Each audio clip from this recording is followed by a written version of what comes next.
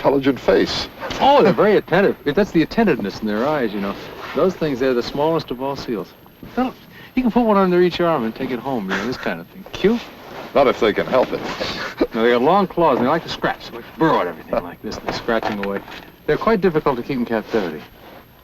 For experimental purposes or aquaria. Pardon me, Winnie? There's another seal. Where? Yeah, another muckluck. Bearded seal, the Kleinerman. Yeah, they're very amusing. Very long whiskers on these fellows. When the whiskers get dry, they curl. Retract. They almost look like a walrus, the head of it. Pretty good size, too. Yeah, they're the biggest of these seals up here. Oh, yeah, there he goes. Yeah. They don't seem to stay very far from the water very long. No, sir, they don't.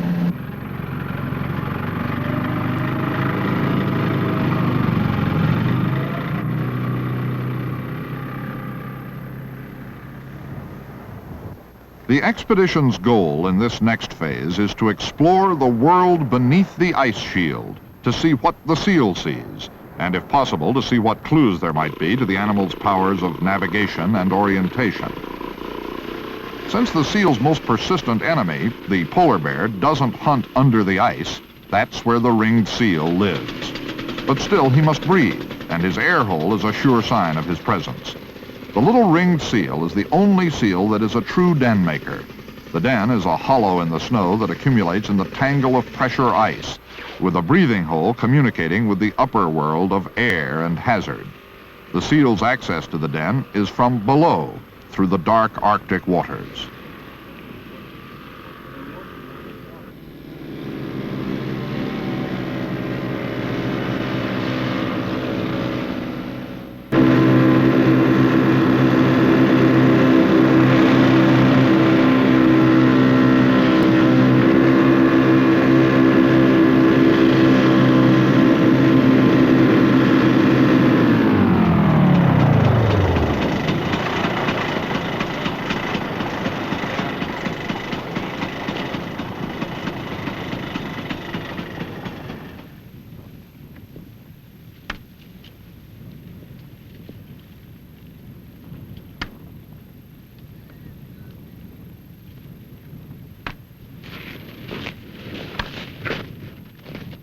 And here is the sign the men have been looking for, the breathing hole of the ringed seal. Look at this. Look right down here. You see those crystals? Yeah. Well, that's been used as a breathing hole. A diving hole is dug nearby. The ringed seal of the north and the Weddell seal of the south are the only seals that can remain far back under the heavy tangle of the shore ice. It is a world generally forbidden to other seals, and it can be a death trap for whales during a sudden freeze or a shift in the ice cover.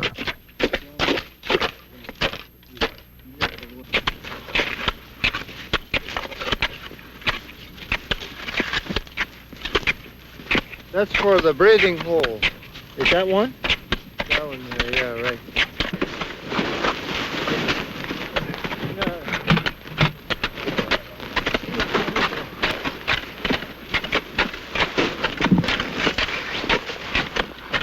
Breathing hole.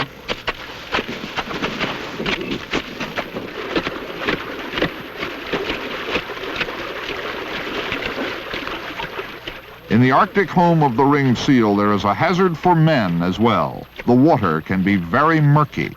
The clear water the men find in this spot is a temporary condition. It's gonna be all right.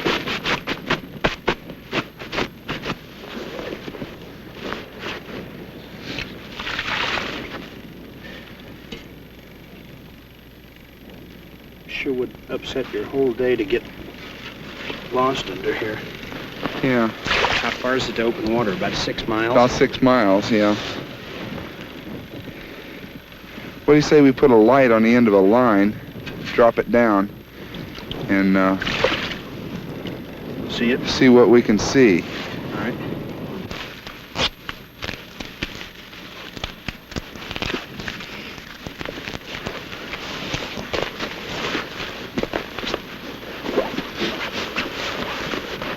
Yeah. No, I don't have a mask.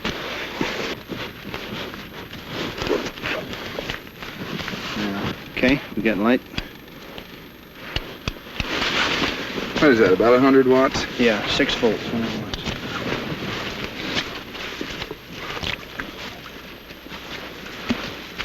Oh man, look at that. Wow. As soon as it gets out of the first zone here that we've stirred up, Oh, look at that. Huh? Look at that. it's perfectly clear. We've just corrupted this area here. Well, you can sure see the light, huh? Those will be really fine underwater. That's 30 feet, just crystal clear, huh? Just like a martini. Have an amber? The diving team consists of Carleton Ray, photographer Al Giddings, and Charles Cantrell, master diver for General Electric. The dive master, who will remain above, is Commander James Magenty of the British Royal Navy.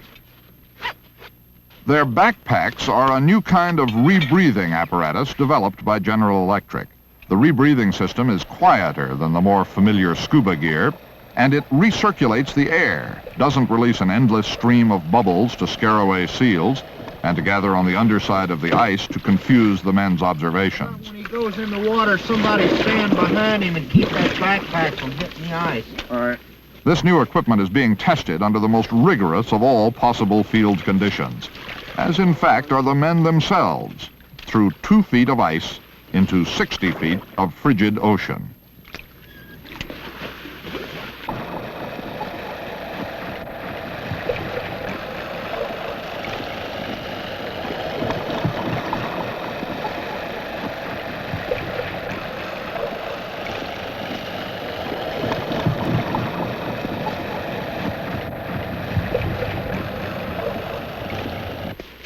Got a line now.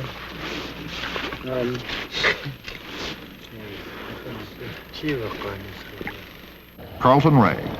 When an animal goes into the water, if you and I went into the water, we'd immediately lose a couple of things. First, we'd lose the ability to breathe. Thereby, we'd shut off our sense of olfaction or smell. We'd shut off our vision to the point where the turbidity of water, or vice versa, the clarity, would allow. Now, right now, I guess it's 10 feet they can see. It's not very far to find Junior or find your mate or to even find food, or particularly to find your way back, as ring seals do, to a den in the ice. So they lose their sight after a point. Of course, they've got their mouth shut, which is a nice thing when you dive in the water. And they lose the sense of taste, which is not important for distance anyway. And of course, the sense of touch is only good if I'm here to you. The only thing left is the auditory sense, or the acoustic sense, what the navies would call sonar. And we think that most of their orientation, most of their food finding, most of their communication, all of these other functions that they have are primarily auditory.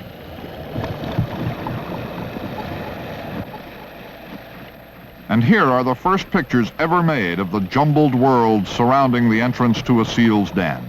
This is how it looks to the seal.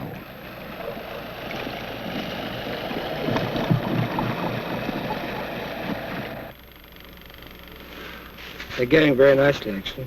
In fact, on the compass through them, I give them full marks.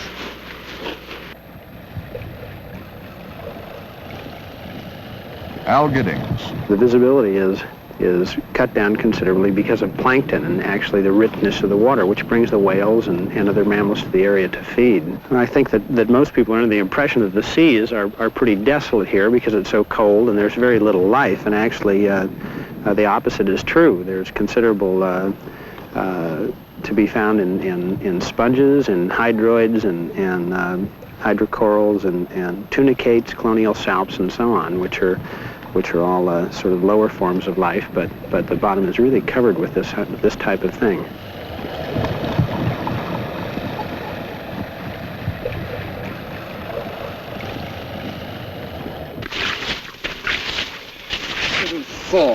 Four tugs on the line tell the dive master that a man below needs help. You stand by.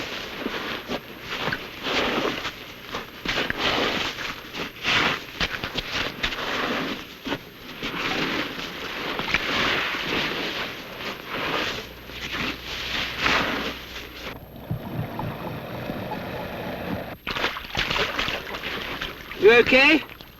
I don't know. Get him out. Help him out. Get out.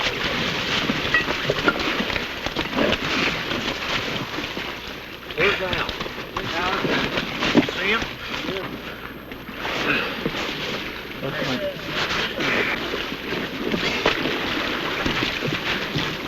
You all right? I'm out of breath again. I got on the bottom and I couldn't get off. Okay. Get out.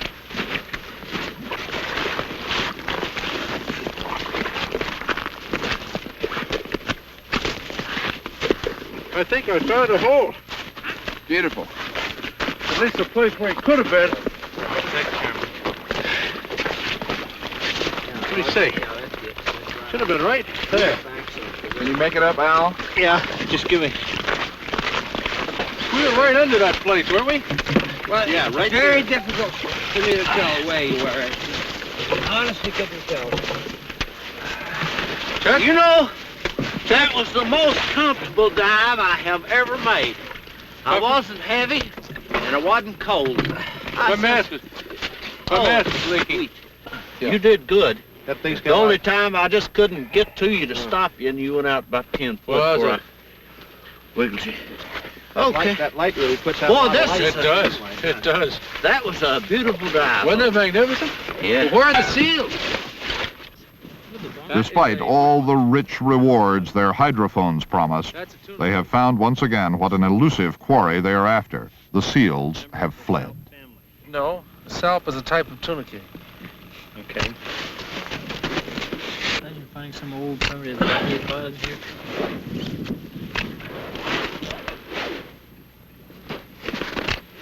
That's really wild. And then something looks like a peach. That's what they call them. That's what they call them, sea peaches. Yeah. Now, wait a minute. What? Has got me. I do not know. I do not know what that is. Huh? Sea beans? Yeah. You eat it? You eat this one? Yes. These, look at that. It's a kind of a spider. Well, let me put that on first. Good. You get cold and give up after a while. For the best.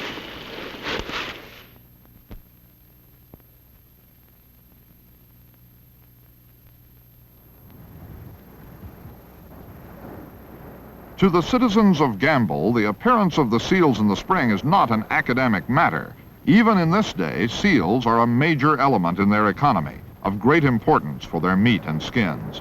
So every man in the village spends hours in this season staring out to sea.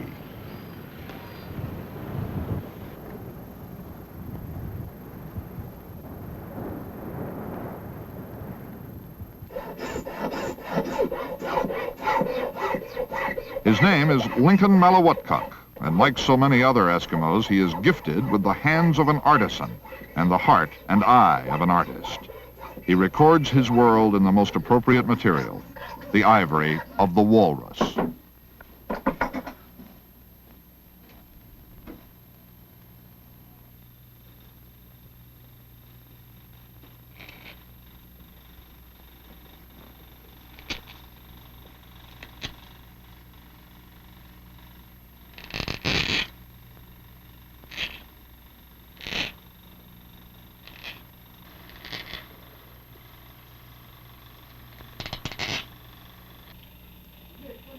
His wife is Florence Malawatkuk, and she too is an artist.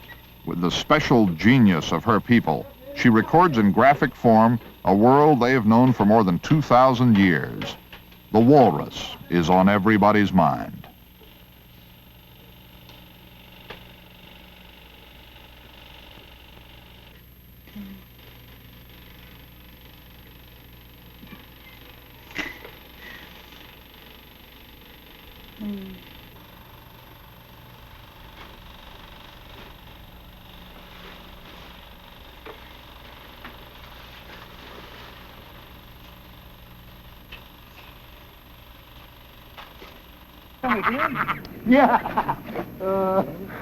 Huh? Take him out. He's a good one. Yeah, that's his Wrong. Yeah, on a day like this, there's no problem. When it's cold out there, as you know, they need something. How old is this one? About But 2 weeks? 2 weeks, yeah. 2 weeks. The hair turns brown after they get, because the skin is sort of black. You know, see the muzzle? And so after the hair grows out a little bit, the animal becomes brown like the color of the hair. Yeah. No. Oh. I found Bud Fay one time with 3 of these crawling on him. Yeah. You know, he couldn't move. He was buried in the ice. He only... Well, I think my favorite animal, of course, is the walrus. It almost looks as if it shouldn't exist at all. Weird, affectionate beast. It's very difficult not to be tremendously anthropomorphic about them because you cannot get in the presence of a walrus without the thing trying to crawl into your lap, I suppose. That's one of the dangers I think some of the divers actually expressed, you know, whether a walrus is dangerous or not. Well, curiosity on the part of a 4,000-pound beast can be a danger to we mere earthlings, you know. Okay. Okay.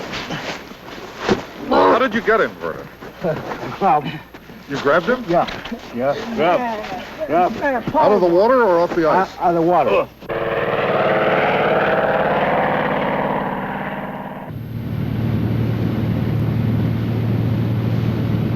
Biologist John Burns on a walrus count. Each year, the Alaska Department of Fish and Game and the U.S. Fish and Wildlife Service conduct an aerial survey to determine walrus population density.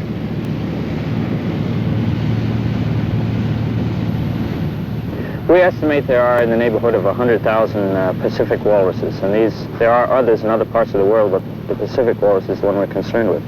They're hunted by the Siberian coastal residents and coastal residents of Alaska. At the present time, the annual kill is less than the annual increment, although not much less. The walrus is like the beef cow of the Midwest. The hide is used for boat covers, for rope, it's eaten. The ivory is used for the manufacture of implements. Even the intestines were formerly used for rain gear, clothing, windows. It's a totally utilized mammal. Provides everything. One thing that really altered the whole picture